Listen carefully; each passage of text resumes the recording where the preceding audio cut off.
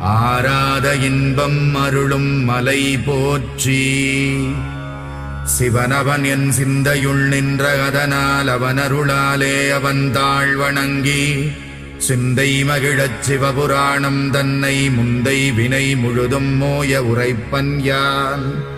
கண்ணுதலான் தன் கருணை கண்காட்ட வந்தெய்தி எண்ணுதற்கு எட்டா எழிலார்கடலிறைஞ்சி விண்ணிறைந்து மண்ணிறைந்து மிக்காய் விளங்கொளியாய் எண்ணிறைந்து எல்லை இலாதானே நின் பெரும் சீர். புல்லாவினையேன் புகழுமாறு ஒன்றறியேன் புல்லாகிப் பூடாய் புழுவாய் மரமாகி பல்விருகமாகி பறவையாய் பாம்பாகி கல்லாய் மனிதராய் பேயாய் கணங்களாய் வல்லசுரராகி முனிவராய் தேவராய் செல்லா நின்ற